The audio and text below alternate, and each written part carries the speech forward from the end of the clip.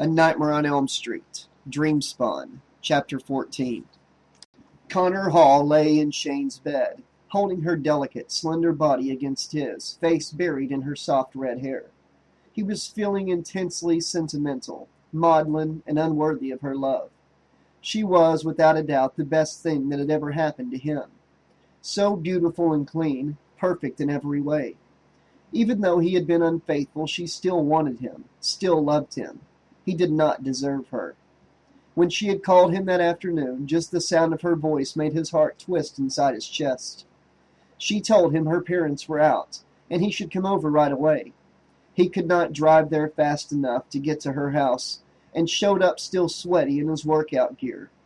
He normally wrestled at 170, but had gained 3 pounds since Shane had withdrawn and refused to see him, and he was seriously in danger of getting bumped up to the next weight class. Without her guidance, he found himself binging on junk food and just eating whatever was around the house, instead of sticking to the rigid diet that she had worked out for him. He stood there on her doorstep, anxious and unsure, worried about the loss of definition in his abs. But when she opened the door, all of that went away. She was in the hot little black lace outfit that she wore the first time they were together, and Connor knew everything was going to be okay. She rocked his world, driving him like a Ferrari up on Angela's crest. And when she had worn him down to nothing, she held him in her arms and told him that she knew all about the incident with Rose. "Baby," she said, "I know I wasn't there for you. I was going through my own problems, and I just wasn't emotionally available." He nodded, stupid with endorphins and content to let her run her fingers through his hair. "When I heard about what happened with that crazy girl, I was mad at first. But then I realized that I was partially to blame." She kissed his temple. "Anyway, it's not as if you cheated on me with, like, a real person." "That's right," he said. "That psycho slut was nothing but a temporary cum dumpster. I don't love her like I love you." "I love you too, baby," she said, smiling, and started all over again. Now they lay together, exhausted and spent, and Connor was starting to feel like everything was back to normal. Shane had teased him about the extra weight and scolded him for not keeping up his food diary like she had taught him. She told him that she was going to have to go back to the old system of reviewing his daily food diary and making decisions about how much sex he would be allowed to have based on his total caloric and carbohydrate intake. He knew he would eat nothing but lettuce and ice cubes for the rest of his life if it made Shane happy. He was lucky if his mom would turn off the TV long enough to even notice that he still lived in her house. But Shane really cared about him. She wanted him to be the best that he could be. She supported his dream to compete in the Olympics, and he knew he could never make it without her. Holding her sleeping body against his, he felt like the luckiest guy on the planet. He wrapped his arm tighter around her tiny ribcage, feeling her little heart fluttering like a bird against his wrist, and silently promised her that he would never let her down, never cheat on her again. He would lose the weight and get back into perfect shape, and when he brought home that gold medal, it would be for her. Closing his eyes and breathing in her smell, he decided that he would start saving now and buy her an engagement ring for graduation. He would get down on his knees in his graduation gown and ask her to marry him. So what if they only were 18? He knew he would never find another woman as perfect and sexy and beautiful and forgiving and supportive. She was the one. It was that simple.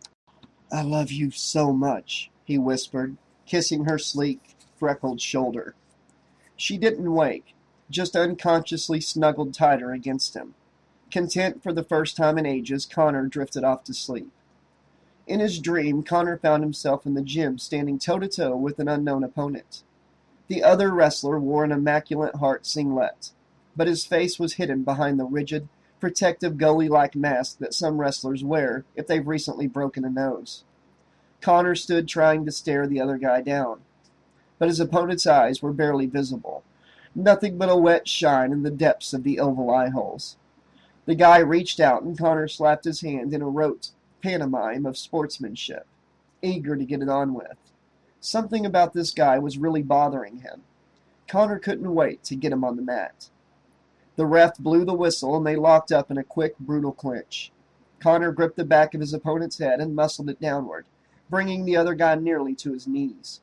When he broke loose and shot back up, Connor went in for a single-leg takedown. The guy went down easily and flipped instantly onto his stomach. Connor was on him in a flash as the ref held up 2 fingers. 2 for takedown, he called. With his opponent on all fours, Connor reached across that blank, masked face and grabbed the guy's right arm. He figured this was going to be a piece of cake, as he grabbed hold of the guy's left leg with his other hand and pushed until the guy collapsed onto his right side. Swiftly bringing his arm around the guy's head and leg, Connor got his opponent in a stiff cradle and fought to roll him over onto his back. The ref was crouching close, watching for the pin.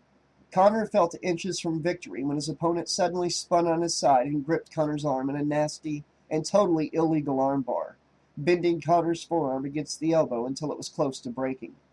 The ref said nothing at this outrage, and in a blind fury of pain and indignation, Connor lifted his opponent off the mat as he clung to Connor's arm and slammed him down hard on his back. The ref's whistle sounded and Connor turned toward him, waiting for him to penalize his opponent. Amazingly, he pointed at Connor and said, "Illegal slam!" The ref held up 2 fingers towards the other guy. 2 points for stand-up. Connor turned on the ref, boiling mad. "Are you out of your mind?" he raged. "He tried to break my fucking arm!" The ref stood silent and stone-faced, and his masked opponent gestured for Connor to bring it on. Surfing the tide of his anger, Connor dove in for a ferocious double-leg takedown, hitting him like a bullet to the stomach and knocking him on his back. Unfazed, his opponent immediately wrapped his legs around Connor's head and right arm in some kind of unfamiliar jiu-jitsu chokehold. Almost instantly, Connor began losing his air, consciousness dimming. In a last desperate rush of strength, he lifted his opponent and slammed him down once and then again. The hold weakened, and Connor was able to get free just as the ref's whistle blew again, penalizing him while once again totally ignoring the blatantly illegal maneuvers of his opponent. "Fuck you, asshole," he said to the ref. As he berated the ref, his opponent got to his feet and kicked Connor in the head, shin slamming into Connor's temple like a lead pipe. Connor went down, a scatter of pale fireworks shooting across his vision. The ref crouched down and stuck 2 smug fingers in Connor's face. 2 for takedown, he said. "What?" Connor was punchy and sick, a thick spike of pain shooting through his head. Before he could force out another word, his opponent kneed him in the head, and his skull rattled like broken glass. He rolled away, pure adrenaline forcing him back to his wobbly feet. Connor was utterly furious now. This was completely wrong in every way. The guy was making a total mockery of the sport, and the ref was acting like it was no big deal. Connor was through with this bullshit. No more Mr. Nice Guy. His opponent took a wild swing, a sloppy right hook that Connor dodged easily, ducking beneath to grab the guy's waist and throw him down with a hip toss. The guy landed awkwardly on his back with Connor standing between his legs. Connor drew back and punched him, feeling the plastic mask crack beneath his knuckles. He let the guy have it again and a third time as the cracks widened and spread. His opponent got his legs wrapped around Connor's waist and reached under his own ass to grab one of Connor's ankles. Connor went down and the masked guy was on him right away, gouging his left thumb into Connor's right eye, following with a vicious elbow to the head. An involuntary, wordless sound tore loose from deep inside Connor, and he grabbed his opponent's balls with one hand, squeezing like a vice while the other hand pressed in on the guy's Adam's apple. His opponent dropped, gasping, to the mat, but scrambled backwards and got back to his feet as fast as Connor. Unbelievably, the guy kicked Connor in the head again, and Connor was too slow to block the impact. He collapsed, barely conscious, on his belly. A bright flare of agony brought Connor back to full awareness as his opponent gripped Connor's right leg in a painful toehold, pulling the shin towards himself with his right arm while pushing Connor's foot down and away with his left hand. Connor howled with fury and pain and reached back to grip the edge of that emotionless mask, peeling it away. The skin beneath the mask was horribly burned, yellow eyes blazing with almost jovial evil as the thin, twisted lips coiled into a sneer. "Do you submit?" his opponent asked.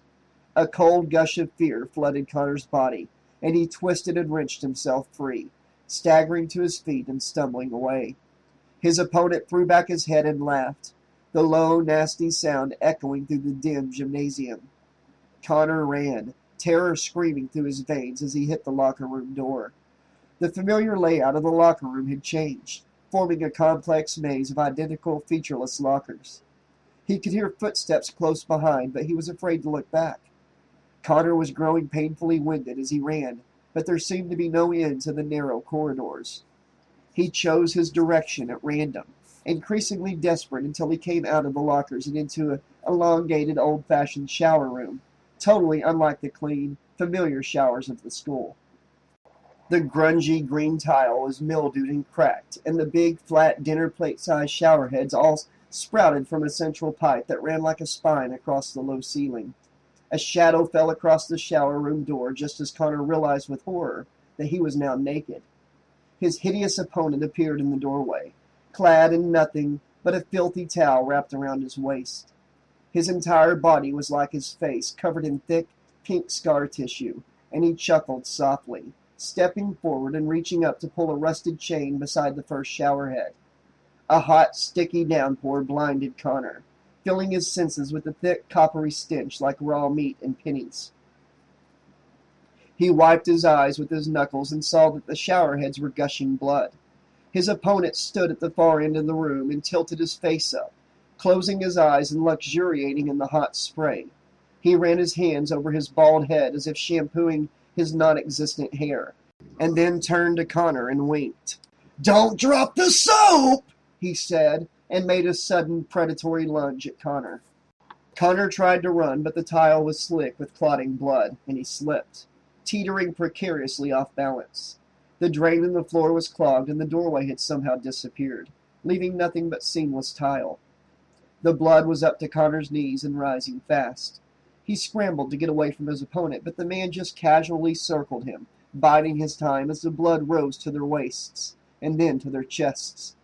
Panic drilled into Connor's heart as his feet left the floor, flailing to keep his head above the level of the rising blood. He watched the blood close, over the untroubled head of his opponent, and imagined the burned man moving silent and shark-like beneath the surface, reaching for Connor's naked and vulnerable body. Every centimeter of Connor's skin cringed with hideous expectation, his balls trying to crawl up into his belly. 6 inches of air beneath the filthy ceiling became 4, then 2, and Connor sucked in a desperate breath as he went under, head bumping repeatedly against the ceiling, awareness eclipsed by airless red darkness. Then, with no transition, he was standing, dry and safe, before a glittering silver curtain. He could hear the sound of a huge crowd on the other side, stomping and howling, but the burned man was nowhere in sight. Somewhere, heavy guitar chords thundered over a huge booming sound system, and Connor pushed through the curtain into a vast but darkened arena. A blinding spotlight hit him, and he squinted fiercely, a tidal wave of boos and hisses washing over him.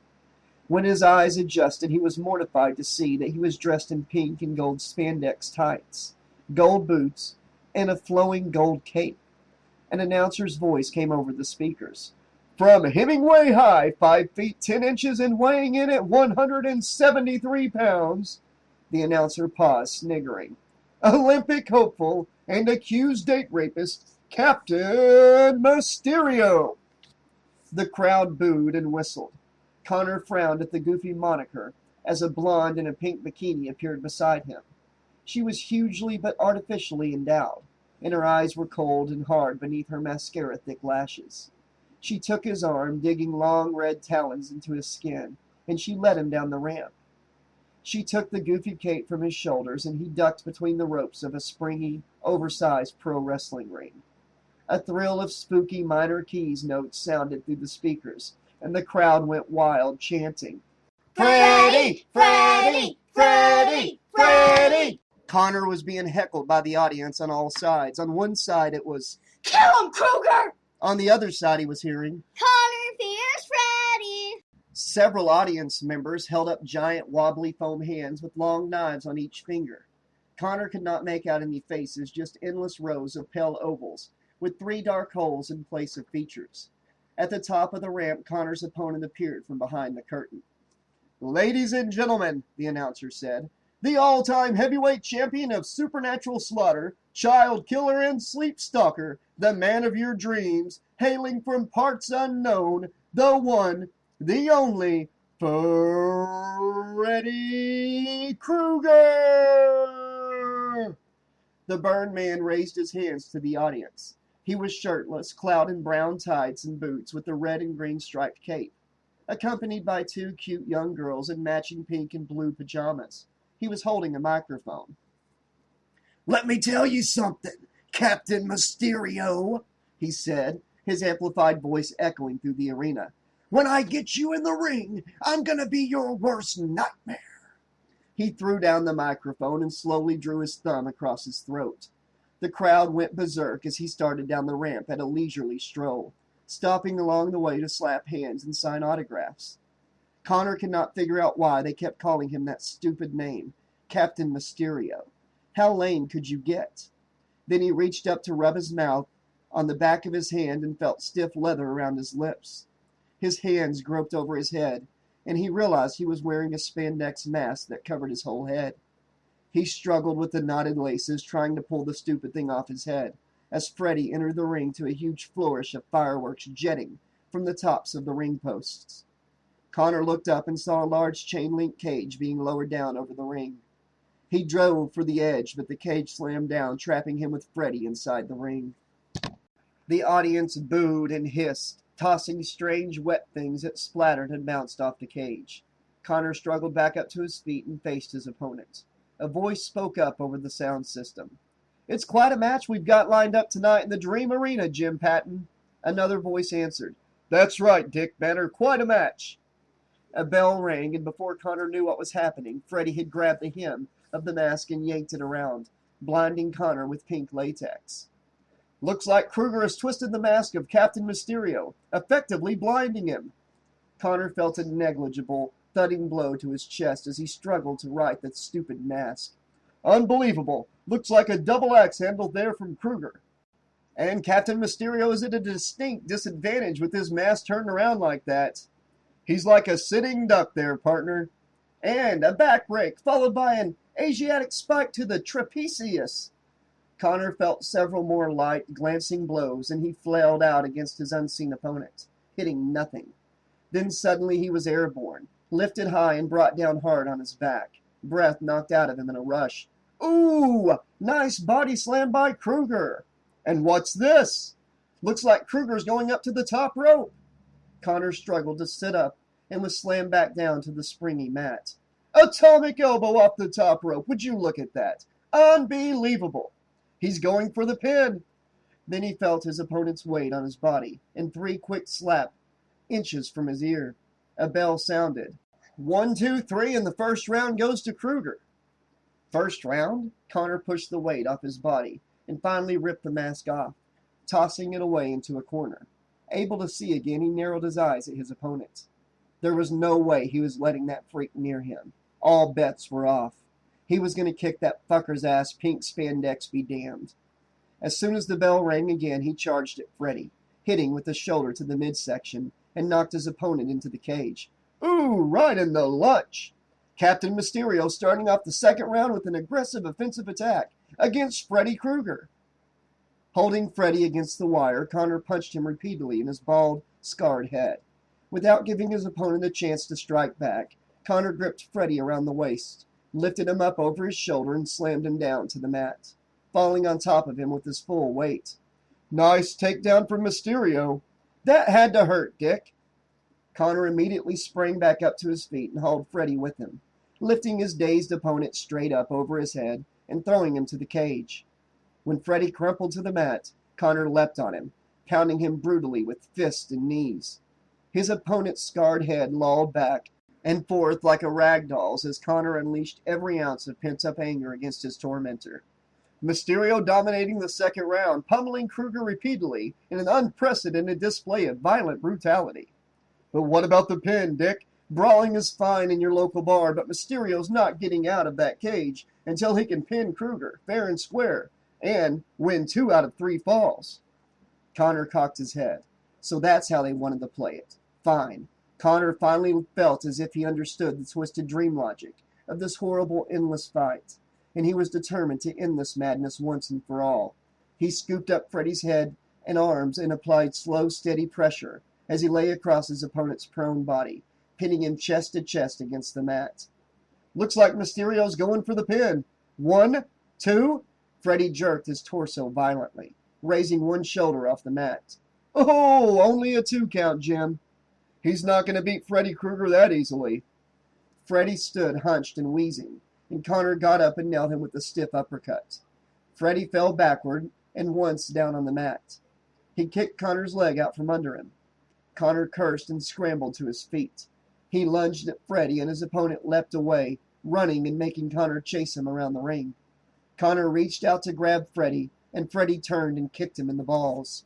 Connor sucked air, blinded by pain, and staggered back into the wire of the cage. A low blow from Krueger. Freddy started climbing up the side of the cage, and Connor swallowed the sickening ache between his legs and forced himself to climb up after him. The cage was dizzyingly high, 20 feet at least, and Connor refused to look down as he pursued Freddy higher and higher up the cage wall. Reaching for Freddy's ankle, Connor sank his teeth into Freddy's calf. The taste of dirty, burnt flesh and unwashed cloth gagged him, but he bit down harder. Freddy howled and tried to punch Connor. Connor grabbed his wrist and bit him again, then peeled Freddy off the cage, flinging his opponent over his shoulder. Connor leapt off the side of the cage, plummeting to the mat and landing on top of Freddy. As his opponent lay there, dazed and barely moving, Connor quickly climbed the cage again, and not even entirely sure what he was doing, but filled with a crazy kind of dream confidence. He jumped into the air, arching backwards in a kind of reverse somersault, and landing square across the prone body of Freddy. Unbelievable moonsault off the top of the cage. He's going for the cover. That's it, Jim. It's 1, 2, and 3. The second round goes to young Mysterio. Unbelievable. Connor stood, breath heaving, and looked around. The crowd screamed and booed as he leaned against the ring post, heart close to bursting in his chest. Well, Jim, Krueger took quite a beating at the hands of Captain Mysterio in that round. He sure did. That kid's got a lot of heart. But does he have what it takes to finish the job and achieve victory over an undefeated champion like Freddy Krueger? That's the question as we head into the third and final round. Unbelievable action here in the Dream Arena. Unbelievable, Jim. Freddy staggered to his corner and squatted down back to Connor. The 2 pajama girls came running over, and one passed something through the wire of the cage. Freddy stood and turned to face Connor again, and Connor saw that he held a large hypodermic needle. He smiled and plunged the needle into the crook of his arm. Unsure of what to expect, Connor took a step back, wary. Freddy's eyes rolled up in his head, and thick, wormy veins bulged across the surface of his skin, his face turning a deep, angry red. Suddenly, his muscles seemed alive under his skin, swelling and pulsing and growing huge, like the Hulk. His body twisted and transformed, becoming thicker, larger, and stacked with muscle on top of muscle on top of muscle, until he was 7 feet tall and 400 pounds, as wide as a house. He flexed his massive arms and screamed, and the crowd echoed with howls and shrieks of their own. To Connor's amazement, he tore a huge section loose from the cage, ripping the wire and smashing the poles. Connor turned to run, but Freddy ripped the ring ropes loose from the post and threw them around Connor, pulling him back and down and pinning his arms to his sides, as Freddy pounded him with basketball-sized fists. He dragged the struggling Connor to the edge of the ring, where the pajama girls were waiting. One reached in her cleavage and pulled out a shiny silver object, passing it to Freddy. The other girl sauntered over to the ref and started peeling off her top, joggling her implants in the cups of her bra. Looks like one of Freddy's girls is trying to distract the ref. What's this, Dick? Is that a foreign object? Freddy bore down on Connor, slashing at his face. As the silver object gouged his forehead, Connor saw with baffled disbelief that it was a fork. He struggled to keep the fork away from his face, but Freddy was too strong. He slashed at Connor's cheeks and chest, opening up huge gashes. The tines of the fork were as sharp as razors, and Connor screamed and screamed. The ref's back was still turned as he scolded the 2 pajama-clad cuties in the corner of the ring. The faces of the crowd started to blur together as sweat and blood mixed in Connor's eyes. A valiant effort, Jim. but it looks as if it's all over for Captain Mysterio. He felt the sharp tines of the fork slicing deep into his arms. Then suddenly, he was wide awake, sitting bolt upright in Shane's bed. Relief washed over him, and he raised his hand to wipe the sweat away from his eyes. His hand came away bloody. Pain sizzled through his body as he realized the cuts from his dream were all real, bleeding copiously into Shane's clean, white sheets. He reached out to touch her sleeping shoulder, forcing her name between his lips. "Shane," he whispered. "Shane, I'm bleeding. Call 911. She rolled towards him, and he recoiled, staggering backwards out of bed and slamming against the wall. Shane was dead. Her long white neck was slashed to the bone, her pretty face cut to bloody ribbons. Connor felt as if he were screaming, but no sound was coming out, except for a kind of tight, high-pitched whine like an animal in a trap. His beautiful, perfect girl, his one and only love, lay there butchered and violated, and he was fading fast, dizzy and nauseous. He reached shaking hands out to her and saw that both his forearms were sliced open from wrist to inner elbow. He collapsed, sobbing, saying Shane's name over and over. He fumbled for his cell phone in the pocket of his crumpled sweats. The phone slipped uselessly from his numb fingers, and he dropped it to the carpet. The bright little screen was displaying a photograph of Shane blowing him a kiss. He squeezed his eyes shut. "Is this a dream?" he asked. Those were Connor's last words.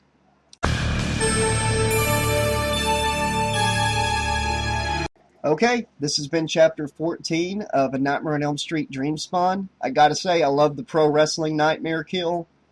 Maybe I'm biased because I was a pro wrestler back in the day on the indie circuit.